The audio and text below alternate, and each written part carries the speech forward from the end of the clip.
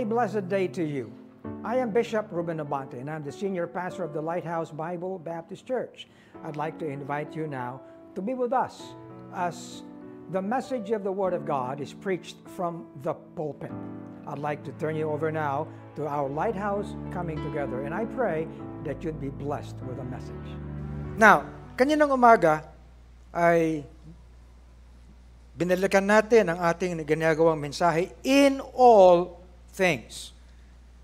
We want to have understanding in all things.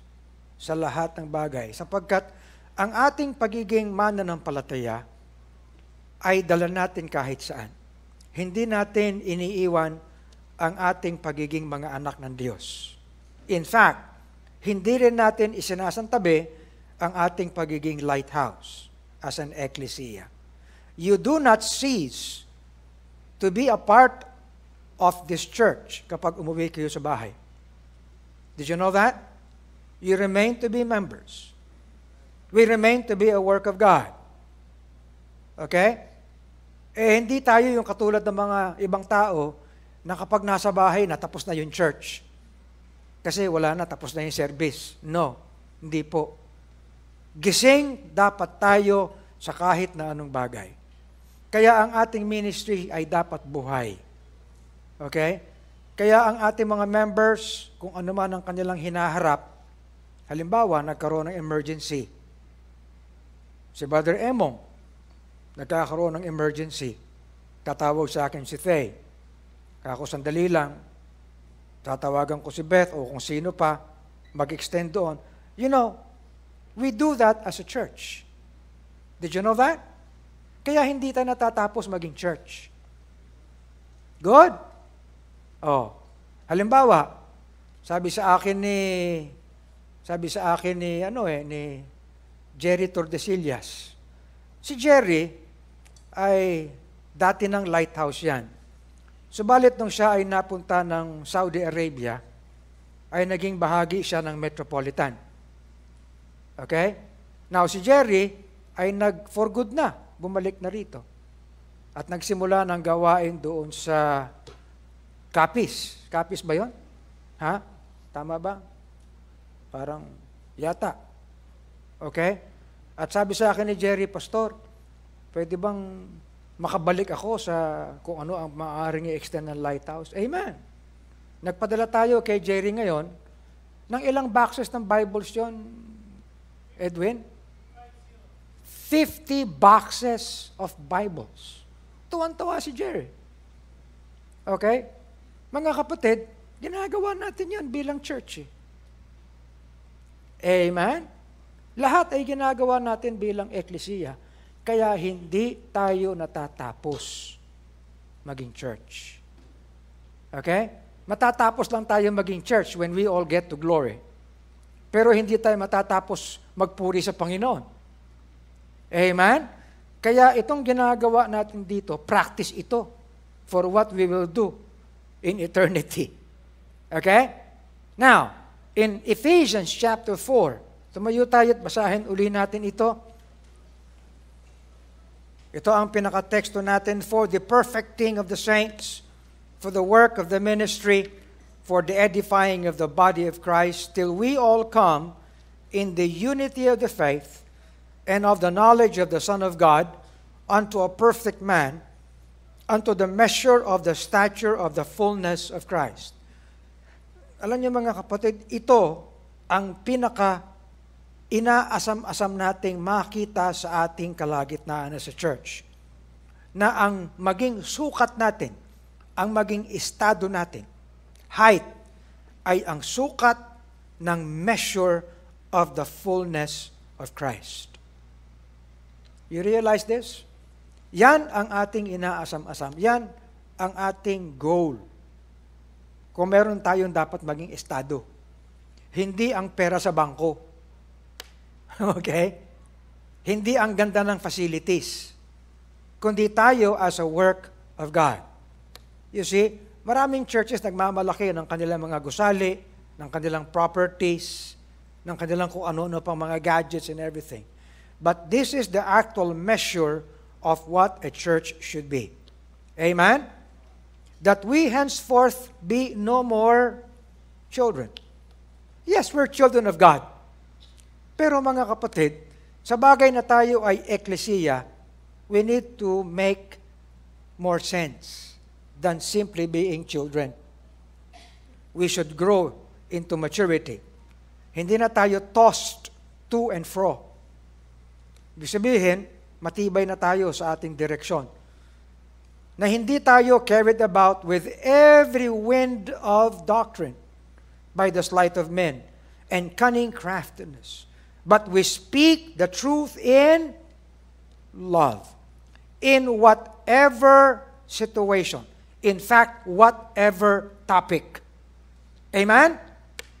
Okay. Alam nyo, hindi naman tayo nauubusan ng topic eh. Lalo itong buwan na ito. Ano ang pinakamagandang topic ngayon? Pag-ibig. Masdan ang ginawa mo. Hindi ba? Pero ito. Ayan. That we may grow up into Him, ito na, in all things. You see? Anong trabaho mo ngayon? Ha? Sabihin mo na, Pastor, ang trabaho ko, simple lang eh. Accountant lang ako sa office, o kaya clerk. You know what? Kasama ka dito sa paglago in all things. Pastor, estudyante po ako. Oh. Kasama ka rin dito in all things. Amen? Eh, mga bata nga eh. Ako si Faith, nagugulat ako eh. Mas malaki pa ngayon kaya kay Boots eh. Growing up in all things. Okay? And from whom the whole body fitly joined together. Mga kapatid, tanggapin natin ito. Kahit ayaw mo, kasama ka, and you should learn how to fit. Naiisip niyo ba yan? Ha? As in, everyone, every member should learn how to fit. Amen? Oh. Kesyo anong size ng katawan mo? You should learn how to fit. Asa si Jai Jai? Wala. Ha? Oh, yan. Oh, nasan si Ahmed? Pwede ka mag-fit. Ayan. Tabi nga kayo ni Pete. Hindi, wag na. But everybody should learn how to fit. It is not good kapag ang isip mo, ayaw ko. Naintindihan niyo ba yun? May choice naman ako. Alam mo, wala kang choice. Mamamatay at mamamatay ka. You cannot make a free choice. Haharap at haharap ka sa Panginoon. Naintindihan niyo ba yun? Ano gagawin mo? Di ba? Isipin natin yan. You see? Aalis na ako sa lighthouse. Well, sige. Pero magkikita rin tayo sa langit eh. Oh. Sabihin mo sa ayokong pastor si R.A. eh. Ayokong pastor niya Panginoon eh. Ayoko niyan sa lighthouse. Magtsaka sa kanya mapaliwanag. Parang ginagawa natin ito. And compacted by that which every joint supplies, according to the effectual working in the measure of every part, at tulong-tulong, anong tawag sa Tagalog niya? Lakip-lakip, di ba? Yung tahi-tahi. Di ba? Pag weave mo, anong tawag doon? Yung weave. Ha? Ha? Ha? Habi? Yun? Hindi ko alam yan, ha? Oh. Maketh increase of the body unto the edifying of itself in love. So, yun. In all things, ang title nito. Dakilang Diyos, maraming salamat po. At kami ay babalik, Panginoon, sa pag-uusap tungkol sa iyong katotohanan. Panginoon, minsan po ay iniisip namin okay na kami, pero hindi pala yung Panginoon eh. Ang kinakailangan pala ay okay kami sa iyong harapan, sapagkat kami yung gawain. So bless us as we get to your word in Jesus' name. Amen. Thank you. Please be seated. Now let me say this. Ang topic na ito ay ayaw ng maraming mananampalataya. mahirap i-preach ito. Okay? Mabuti na lang sa Lighthouse, hindi tayo katulad nung iba. Talagang hinaharap natin ang dapat nating harapin. Amen? So, kaninang umaga ay pinag-usapan natin na ang ministry ay actually church. Pag sinabing we do the ministry, ang ibig sabihin nito, we do church. Amen? Sapagkat ang buong church ay ministry.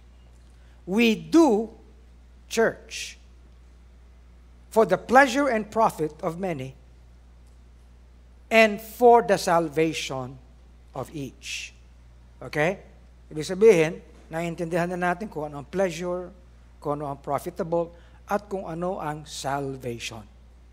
It is hard to please everyone.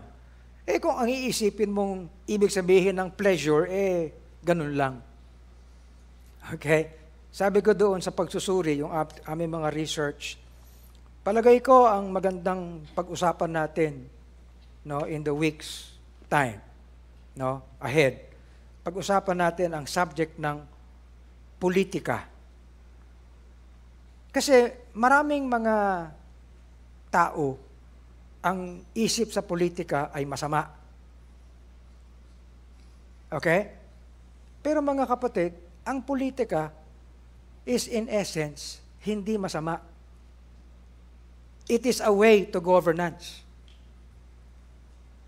Walang government at walang governance na walang politics. Nagiging masama ang politics kapag masama ang naroroon. Naintindihan niyo ba? No? Minsan nakakarinig ka ng mga comments ng mga, ayoko niya, politika yan teka muna. Pag sinabi ng Panginoon na you give to Caesar what's Caesar's and give to God what is God's, that's politics. Did you know that? Okay? You see, kaya kailangan harapin natin ito. Now, kaya maraming mga mananampalataya ang na-challenge sa bagay na yan. Because we all have to rise from things that come our way. Pinag-uusapan namin kanina ni Reza. Kasi sa Amerika, medyo pasintabi sa inyo mga galing Amerika. Okay? Sa Amerika, ang naging tendency po doon, ang mga churches ay masyadong detached na sa lahat. Ang ginawa ng mga churches, nagkaroon sila ng sarili nilang mga kung ano-ano, they built up schools. Okay? And then, parang sila-sila lang ang nagkaroon ng mga educational na mga upbringing. Inihiwalay sa mga institution sa labas. In fact, hindi lang yon, kundi nanganak pa yan ng tinatawag na, ano nga yun, yung nag-aaral lang sa bahay yung mga bata? Homeschool. And they did not see the danger of this approach. Ano yung danger dyan? Yung mga lumalaki sa homeschool at lumalaki sa mga exclusive na banal, banal na mga institusyon ng learning, pag sila'y gumraduate, magtatrabaho din sa labas Anong nangyayari? Nagkakaroon sila ng culture shock. Nalulunod sila. Okay? Kaya sa totoo lang, maraming mga Kristiyano ang nagkakaroon ng depression. Why? Sapagkat hindi sila ginising sa katotohanan ng mundo. Learn that. Laman ako ng kung ano-anong association dito ng mga Christian schools. Sabi ko sa kanila, nagmamalaki tayo na we produce graduates like engineers, doctors, and even big ones, businessmen. But look at your graduates right now. Sino-sino yan? Di ba? Sabi ko, ang Grace, for example, mabuti na lang, si Win Gatchel yan, kasama si Grace. Yun lang. Pero nasaan ang mga graduates ng mga church-based schools? Wala sa governance. Kasi tinuturuan sila, masama yan. Kaya wala tayong naging sense. Naintindihan niyo ba yan? Dito sa Lighthouse, ano sinasabi ko? Mag-aral kayo. Magkaroon kayo ng degree. Tapusin niyo yan. Pero kapag nag-aral kayo sa labas, huwag kayong aalis sa paggawa ng kalooban ng Panginoon. Naintindihan niyo ba yan? Kahit mga apo ko, nahihirapan sa Amerika Totoo yun, aaminin ko yan. Kung pwede nga lang, iuwi ko yung mga apo ko rito para dito na mag-aral You see, yan ang isang challenge na hindi nakikita ng marami. Kaya, hahamunin ko kayo, mag-aral kayo sa public school. Totoo yan. Ako, graduate ako ng public school Pero, maging matibay tayo. Maging matibay tayo sa pag-aaral natin. Abay, si Dr. Eric Torres nagtuturo pa sa Catholic school Pero na ano ba siya? Hindi naman Nagiging matibay pa nga siya Nagiging liwanag doon. I don't know how other pastors look at this. But you know what? This is reality. Amen? Kung kaya niya mag-aral sa UP, pumasok kayo sa UP. Pero huwag kayong padadala sa utak ng mga tao ron, ng mga atheists. Tama ba? Kung kaya niyo mag-law, kahit wala mga kaluluwa yan, mag-law kayo. Sa Attorney Moses But be strong. Ang gusto natin, tibayan ang ating buhay at pananampalataya at pagtayo so that we can rise from the dilemma we're facing. Amen? Kaya tayo mga kapatid, ginigising natin ang kamalayan ng mga mananampalataya. Sabi sa akin alam mo, Bishop, hindi dapat tayo nasa TV Pababayaan mo ang Iglesia ni Cristo? Pababayaan mo si Apollo Kibuloy? Pababayaan mo yung iba nasa TV, tayo wala? Siguro gusto mo lang yung sikat. Hindi ko na problema yung sikat Ang problema natin, hindi tayo naririnig. Tama? Yung mga creative media, kung saan pa kayo mag-aaral. Di ba? Gusto niyo lang sumikat. Ito na. Si Antoinette, sikat na yan di ba, Annette? Ayaw aminin? Hindi natin kailangan natin people that make sense because of God's Word. Amen? So that itong pleasure and profit will lead to our salvation from these things that we face in life. Amen? Now, tapusin na natin itong part na ito. Ang pinag-usapan natin kanina, ay tungkol sa we do church so that we can help, we can extend ourselves, that we may be profitable, that we may extend to everyone, eventually, ang kanilang dapat enjoyment because they've been saved, delivered. Amen? We need to be delivered from a lot of things. You see? Now, marami mga verses dito. Sabi ni Paul kay Timothy, therefore I endure all things for the elect's sake, that they may also obtain the salvation which is in Christ Jesus with eternal glory. Ewan ko ba, Attorney Moses, ang pinag-awayan yung elect. Yung salitang election ang pinag-awayan. Pero, hindi tinunguhan yung that they may obtain deliverance. Are you listening? You see? Now, what is the love of God in us? The love of God makes us to not behave unseemly. The love of God in us makes us to not seek our own. Amen? The love of God in us makes it possible that we be not easily provoked, that we do not think evil, but for the deliverance of many from all issues of life. Amen? You know, your pastor has been engaged with a lot of things. One is Global Filipino Movement.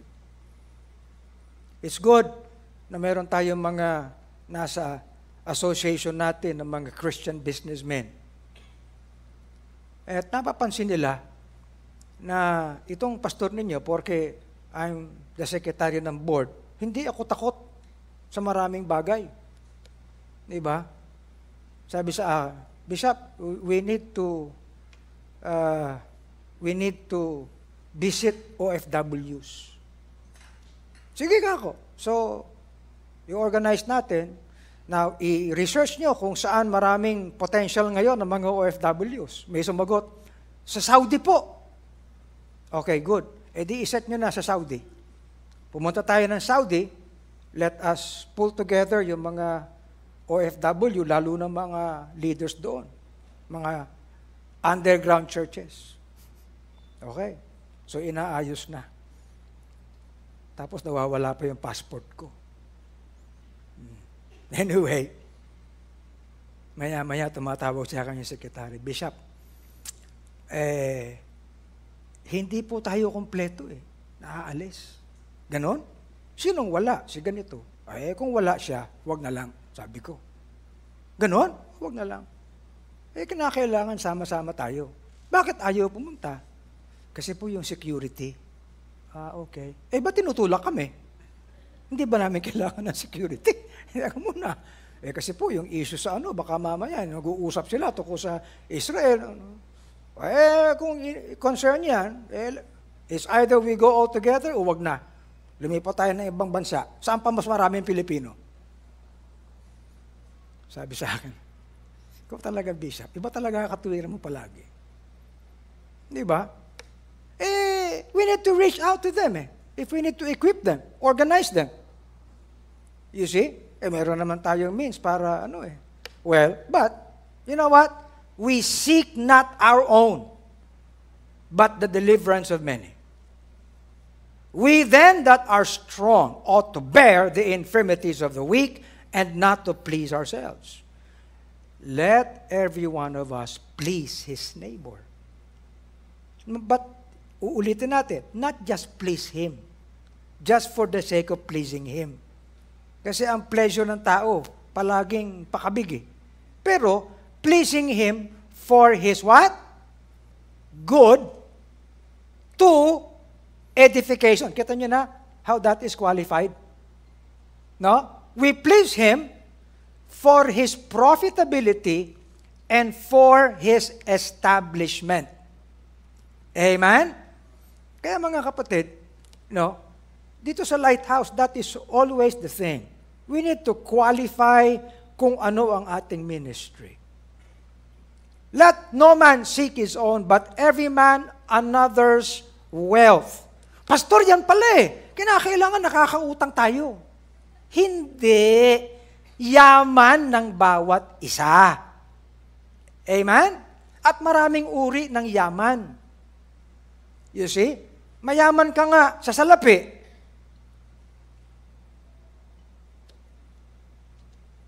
Anong kabaliktaran ng mayaman? Dukha, diba? Mayaman ka nga sa salapi, dukha ka na ba sa pagkilo sa kaluwalhatian ng Panginoon? Ano yun? Nakikinig ba kayo? Baliktad na yaman yun. Ang alam ko sa mga mayaman, nagpapakayaman sila para mas marami silang matulungan. Tama? Correct? Sabihin, ang yaman para sa atin mga kapatid, yung yaman na tayo'y nakapaglilingkod sa Panginoon at naabot natin ng mas marami with our ministry. Yan ang yaman. Okay? That there should be no schism in the body, but that the members, pakibasa nga natin lahat ito. Go. That the members should have the same care one for one another. Ayun. If one member suffer, all the members suffer with it. Or one member be honored, all the members rejoice with it. Now, this is the thing, because ye are the body of Christ. At tayo bilang lighthouse, mga kapatid, itong body of Christ na ito, tayo yan. Hindi suntok sa buwan yan. Hindi yan invisible, mystical body. Okay? That is it. Amen? Pero ang hirap matutunan ito. Why? Kasi lahat tayo may hatak para sa sarili. Tama ba? Yun yun. Diba? Kasi busy ako, pastor. Okay naman, busy ka. Pero meron ka namang ibang panahon, di ba? Right? Tama ba? Araw-araw na lang ba, busy tayo? Halimbawa, tayo maraming hinaharap na dapat gawin, abutin natin ito. Now, be a part of it. Amen? Ewan ko ba, minsan, minsan meron tayong CWOP. Nakakalungkot minsan, Brother Peter, may mga miyembro tayo na para bang sila pa ang i-extendahan ng serbisyo. Di ba? Parang yung CWF para sa kanila. Hindi po, para sa kapitbahay natin yun. Amen? Kung hindi ka man makatulong, hindi ka doktor, mag-abot ka ng pagkain. Tama po ba? Mag-lead ka ng kaluluwa sa Panginoon.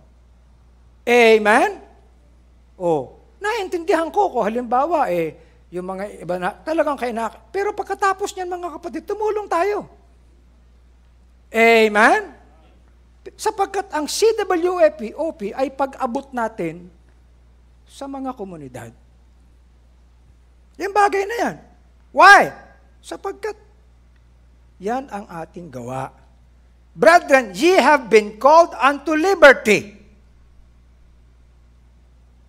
Pero wag natin gamitin ang liberty na ito for an occasion to the flesh, but by love serve one another. Amen? Kaya alam niyo gustong-gusto ko nakikita ko yung mga ibang lighthouse, kumikilos lahat sila. Tuwan-tuwa ako sa kahapon sa Kainta. Yung bang Dick, pinadala mo? Pinadala ni Dick, nasa taas ba o nandito? Nasa akin dito, tinanga natin, Dickko, DSK. Ayan. Ito, ang resulta. Tignan niyo yung resulta. Ito ang result kahapon sa Kainta. Total number of services, 1,463. Amen? Palakpakan nga natin sila. Kahit hindi tayo naririnig ng Kainta, sipin nyo, ang dami. Ilan ang average natin dito? Dito rin, 2,000 mahigit tayo. Baka mahigitan na tayo rito Hindi ba?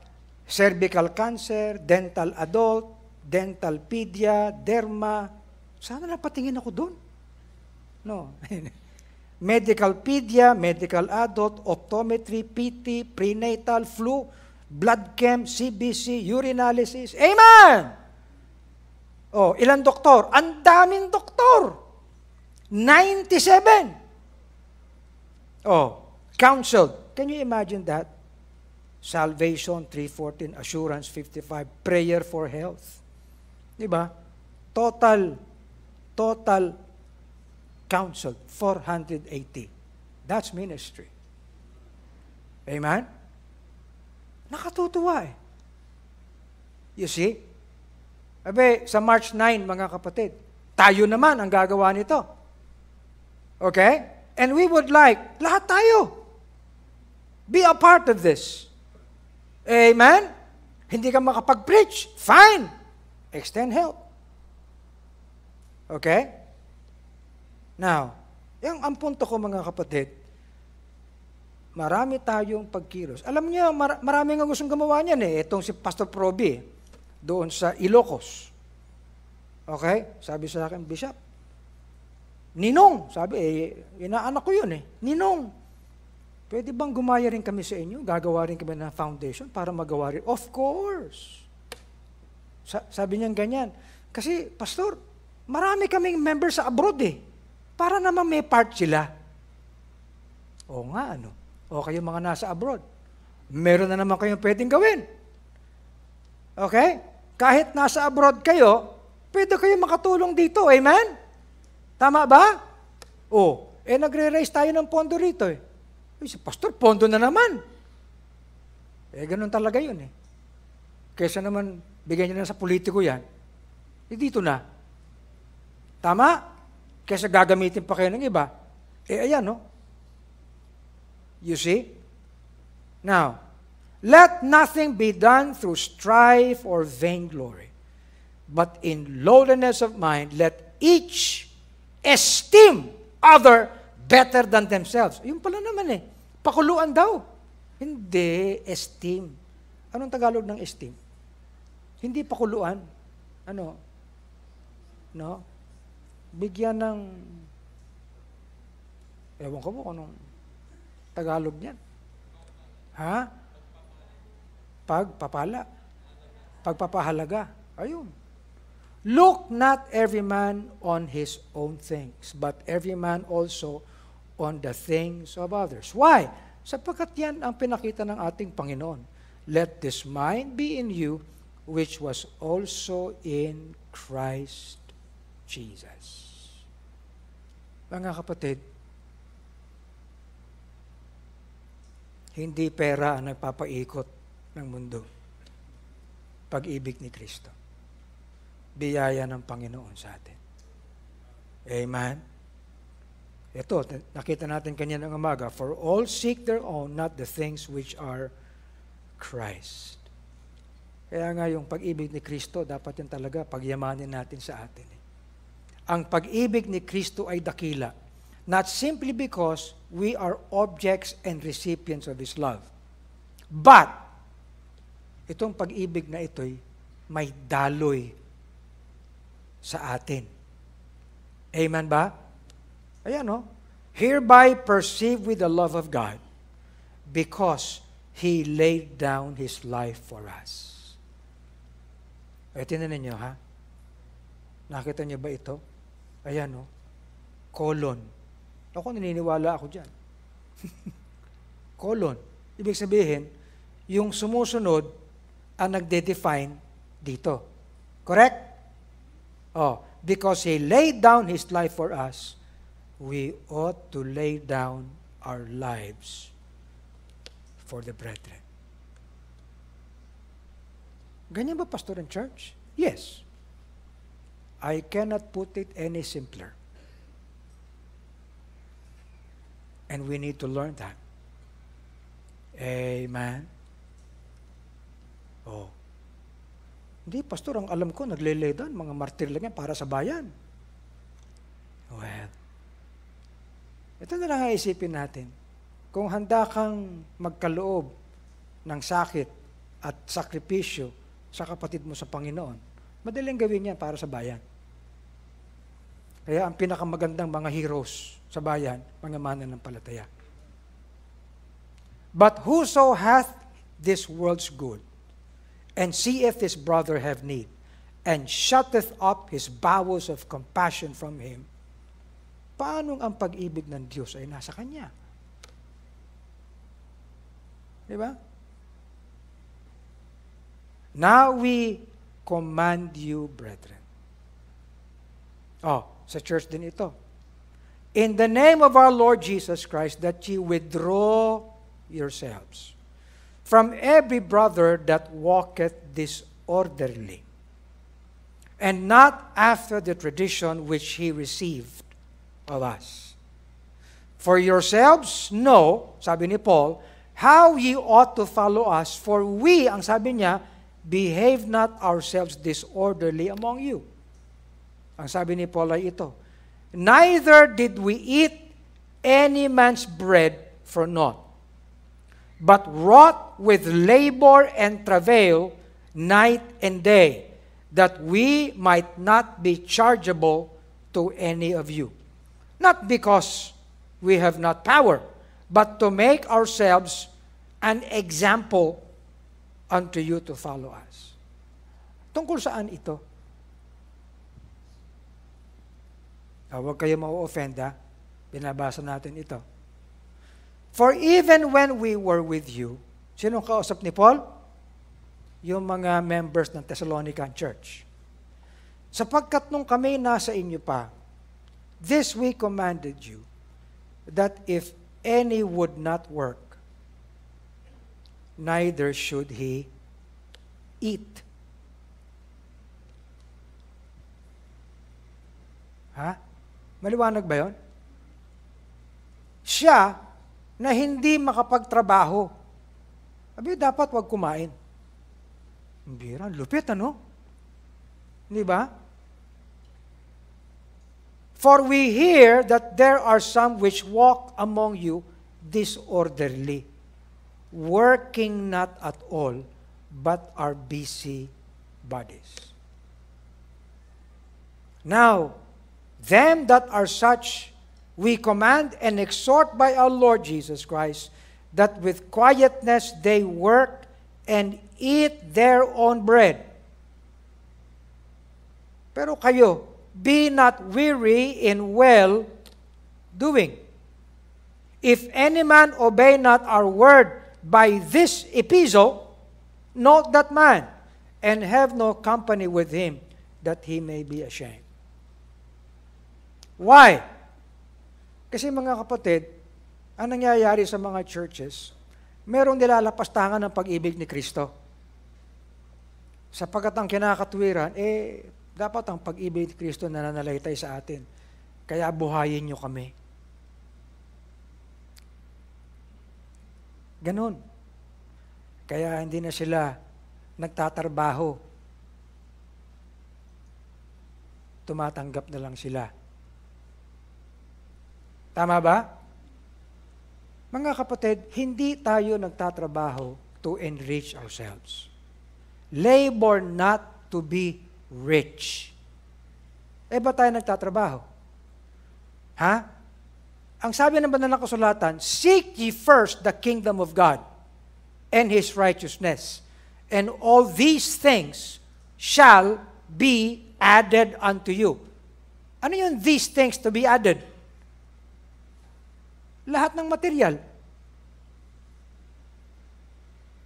Kalooban ba ng Panginoon ang lahat ay makapagtrabaho? Yes. Tama? Subalit, hindi tayo nagtatrabaho para sa ating sariling yaman. Nagtatrabaho tayo para tayo ay may magawang gawain. Amen? Tama?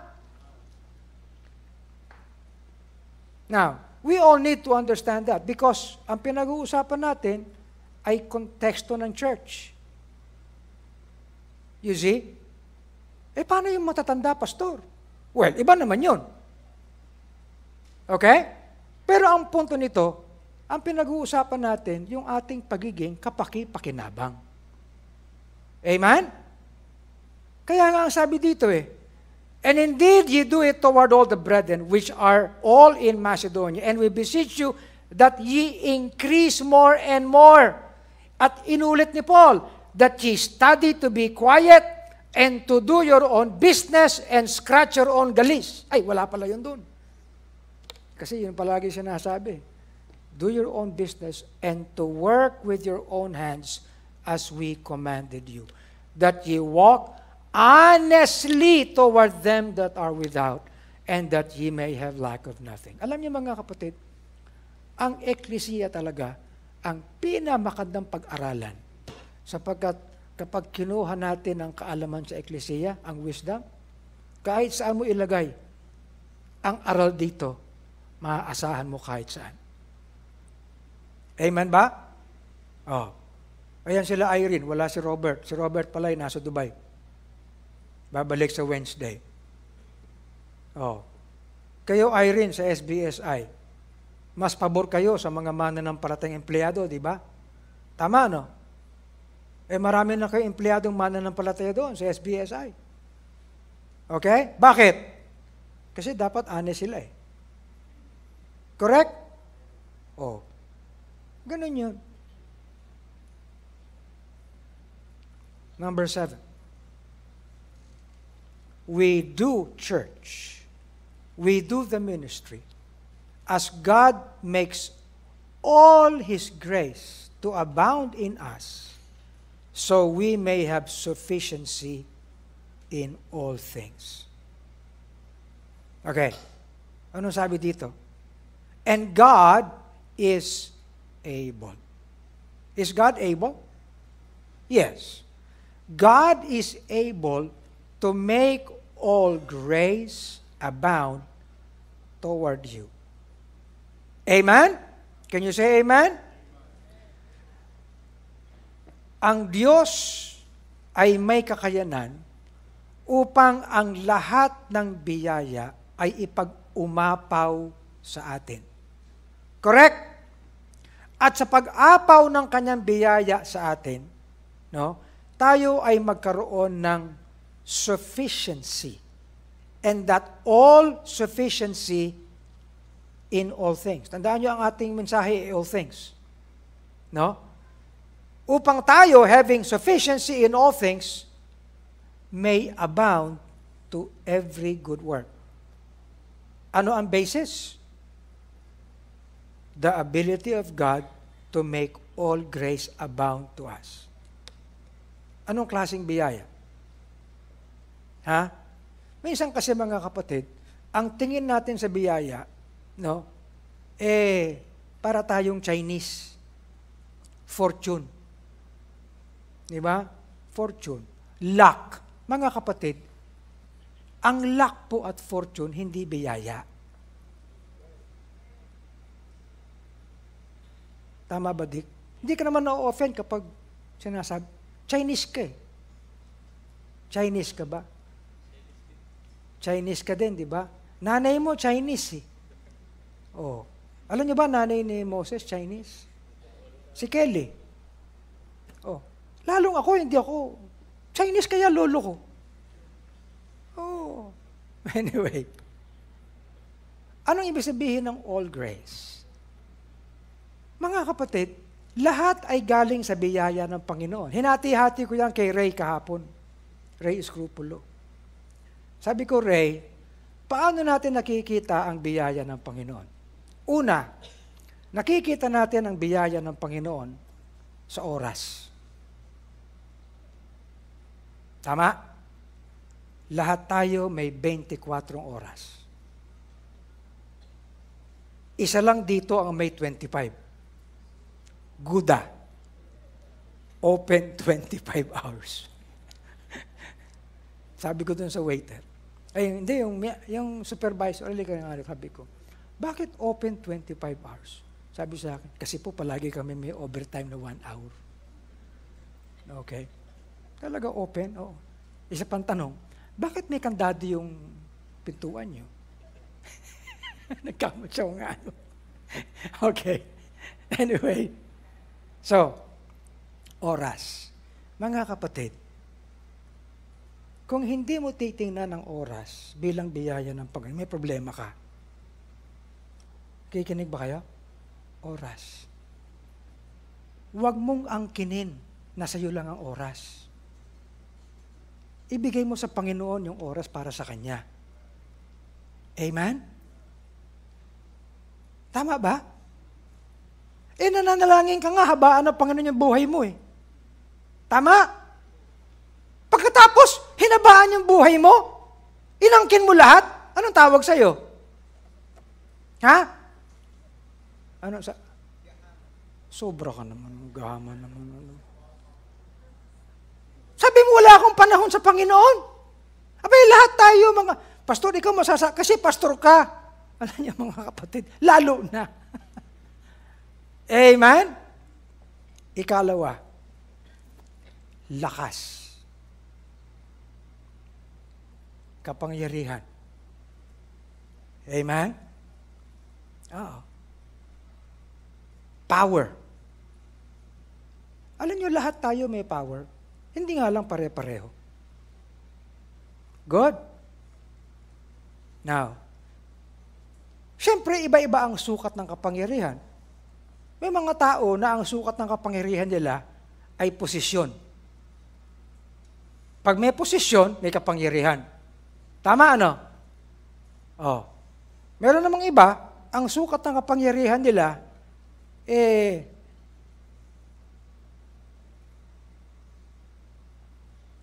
anong tawag dyan? Competence. Di ba? Pag competent ka, nil. Kapangyarihan yan. Kasi meron sa mga kumpanya na may posisyon, pero walang competence. So, ang hahanapin ngayon na tao, yung may competence. Kapangyarihan yan. Correct? Kaya gusto natin maging competent tayo. Okay? Ang issue sa competence, hindi ka magiging competent overnight. Matagal yan. Correct? Kaya hindi lang natin gusto magkaroon ng posisyon. Hindi lang natin gusto magkaroon ng competence. Correct? Ano pa? Ha? Alam niyo ba na ang personality kapangyarihan? Oo. Yung dating ba? Yung dating. Pambihira. Binigyan ako ng award ng Golden Wheel. Yan ang highest na award ng Rotary. Golden Wheel Award. Pagpasok ko, Bishop, congratulations. Lahat nag-congratulate sa akin. Hindi naman akong awardee. Awardee pala si Piolo Pascual. Si Dingdong Dantes. Dingdong Dantes. Hindi si Piolo. Si Dingdong Dantes. Abay, hindi pa ako natatapos. Nawala yung mga kinakamayan ko. Wala yung mga nakikipagkamay sa akin. Paglingon ko nandun si Ding, lahat nandun nagdagsaan Yun ang kapangyarihan ng personality. Tiklop ako ngayon. Pupunta lang ako sa sulok, inamo ko ng tubig. Walang personality.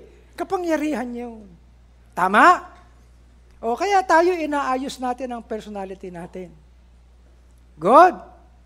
Ano pa? Ano pa ang kapangyarihan? Karakter, kapangyarihan yan. Di ba? Tinuturo ko kahapon kay Ray. Yan, Ray. Ang karakter, kapangyarihan yan. Itong lahat ng yan, posisyon, competence, okay, personality. Pag walang karakter, buta yan, sabi ko. Pero lagyan mo ng karakter yan. Matinding kapangyarihan yan. Correct? Halimbawa, yung respeto sa marami. Marami kang network, kaibigan, association. Amen? Iba yun You see? Now, you know what? Dito sa atin sa Lighthouse, lahat yan ay binibigay sa atin sa biyaya ng Panginoon. Tinetrain tayo. Amen? Hinohone tayo. Tinuturuan tayo ng kanyang salita. Nire-remind tayo, hoy, hindi lang yan pamposisyon.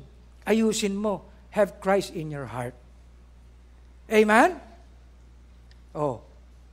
Kaya, alam nyo, marami tayong bagay na pwedeng tingnan. Huwag mo iisipin na porke maliit tayo, Rogie, hanggang ganyan na lang tayo. Hindi ba? Because according to God's grace, He makes us able. Amen? At pag pinagdagdag mo lahat, at pinaglakip-lakip natin, ang biyaya ng Panginoon sa bawat isa, ano ang kulang sa atin? Amen? Aber, ano ang kulang sa atin? Hindi ba? Now, ito lang ang pag-aralan natin. We will really realize that the grace of God makes us to be self-sufficient. Ako yung nagpapasalamat ako sa Taguig. Alam niyo naman yung kwento ng Taguig, hindi ba? Parang nanginginig pa nga si Pastor Jojo, patayo niyan. Parang hindi namin kaya, Pastor. Turuan mo yung mga members. Build them up. Ayun, tapos na yung building. Mga kapatid, tapos na. Amen. Hindi lang yan. Sabi sa akin ni Pastor Jojo nung nagmi-meeting kami, Edwin, Pastor, gusto namin i-improve yung aming yung stream. Yung gamit po namin na camera, yung binigay nyo pa na 60D na Canon. Sabi ko, matagal na yun Oo nga po more than na yan 15 years. Diba? Anong kinakailangan bilhin namin? May pera kayo? Okay. Okay nag-iipon na po kami. Kasi hinahamon kami para mag-level up. Amen! Nag-iisip na rin lang kayo ng ganyan, i-organize nyo yung inyong mga creative media para gumawa kayo ng content rin Ang kainta, ganun din. Di ba? Sabing ganyan. Yung mga napaglumaan nyo, pastor, sa Tatalon, ay talagang luman-luma na yun pag napaglumaan. Pagsikapan nyo na magkaroon ng bago. Kahit konti lang na second hand. Matututo rin kayo. Hindi ba? Hindi naman yan dependent sa gadget, dependent yan, mga kapatid, sa kasigasigan ng mga creative media artists. Di ba, CJ? Yung mga simpleng bagay na pagyayaman natin yan That ye always having all sufficiency in all things. Saan tumutungo ang sufficiency?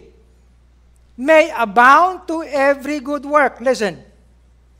Huwag mong ipagmamalaki na sufisyente ka na sa lahat ng bagay that you cannot abound in the work of God.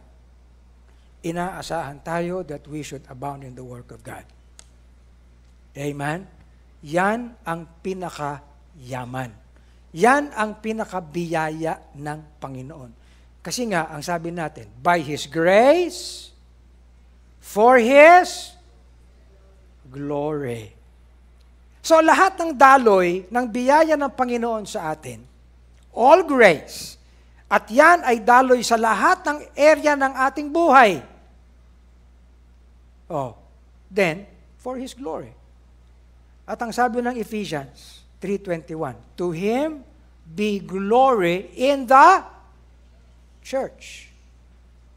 You see? Ito mga bagay na ito, ay kinakailangan talagang matutunan natin. Bakit?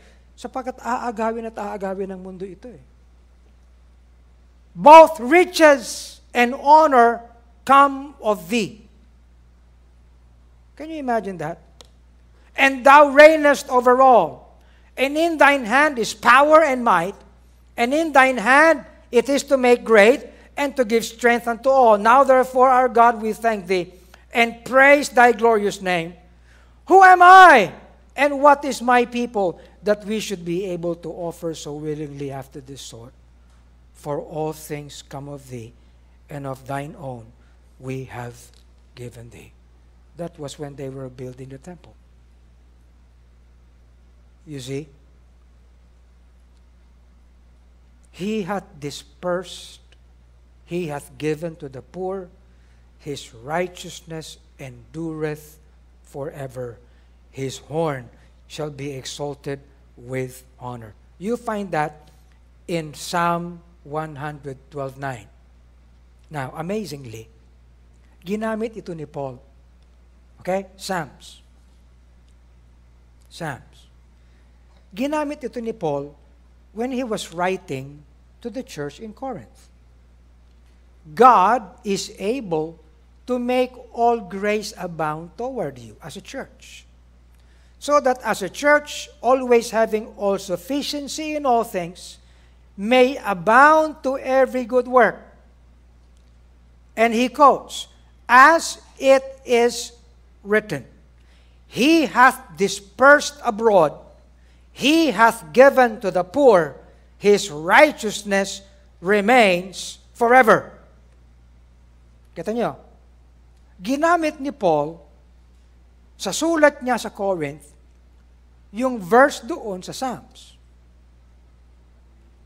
At ang sinasabi niya, God is able to make all grace abound toward you. Anong ibig sabihin? Kasi, if you look at this verse, ito, complete Jewish Bible ito. Minsan mahirap intindihin ang ibig sabihin sa King James. Kasi, He hath dispersed, He hath given to the poor. Ang sinasabi dito, the Lord distributes freely. Even to the poor, He gives. Yung poor na wala kang maaasahan, but God gives freely.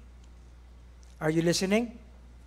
He does not only give to the rich, He gives to the poor. Amen? At ang sabi, because of this, His righteousness stands forever. His power will be increased honorably. Now, ano ibig sabihin sa atin? Mayaman, huwag kang magmapuri.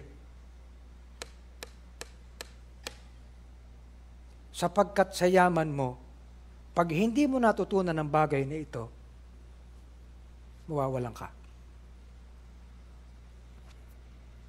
And the Lord will raise the poor and the base things of the world to confound the things which are mighty. And the insignificant things in this world to bring to naught things that are. Are you listening? Yan ang ibig sabihin yan. So that no one will glory in themselves. Good? Yan ang ibig sabihin yan. Kaya sa eklesiya, hindi pwedeng magmalaki ang mayaman. Why? Because the Lord distributes freely.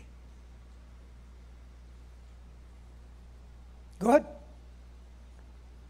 It is amazing. And that's the grace of God. Kung kaya, having thus understood it this way, anong gagawin natin? Lord, make us. You see? Can you imagine, mga kapatid, ang nangyari sa ministry ni Paul? That the very ones who supported him, the churches in Macedonia, ay gayon na lang ang hinarap. But they were the only ones who sustained him. Why? Because the Lord, He gives to the poor. His grace does. Amen? Ang kinakailangan, we should be humble before Him. Kaya alam niyo mga kapatid, walang makakapagmalaki. As in, wala. Ito, moreover, brethren, we do you to wit of the grace of God bestowed on the churches of Macedonia. Isipin mo, meron silang great trial of affliction, pero meron silang abundance of joy. Meron silang deep poverty, pero meron silang riches of liberality. And when the Apostle Paul departed from Macedonia, ano sinabi niya? Now, ye Philippians know also that in the beginning of the gospel, when I departed from Macedonia, no church communicated with me as concerning giving and receiving, but ye only, according to the grace of God. Can you imagine that? At ito, isinulat pa niya sa mayamang church na Corinth. You see? And so he says to them in Corinth, oh, kayo mga taga-Corinth, you know when I was present with you and wanted, I was chargeable to no man. For that which was lacking to me, the brethren which came from Macedonia supplied. Sino yun? Church of Philippi. And in all things, I have kept myself from being burdensome unto you. Simply because His righteousness remains forever. The fact is, according to His grace, He makes all grace abound in us, that we, always having sufficiency in all things, may abound to doing what we should. Ang hirap i-preach ito. But we need to learn. That's Bible. Amen? That is the example of churches. And we are a church of the Lord Jesus. Amen? Kaya mga kapatid, let's grow. And let us grow in all things. Let us have the understanding. Sabi ni Paul again, consider what I say, And the Lord give the understanding in all things. We just simply need to come to the Lord and say, Lord, give me wisdom. Give me understanding. Make us what we should be. Let's stand and pray. Thank you for watching The Pulpit. We hope you were blessed with the preaching of God's Word today. The most important thing that we can share with you today is the salvation that only comes from the Lord Jesus Christ.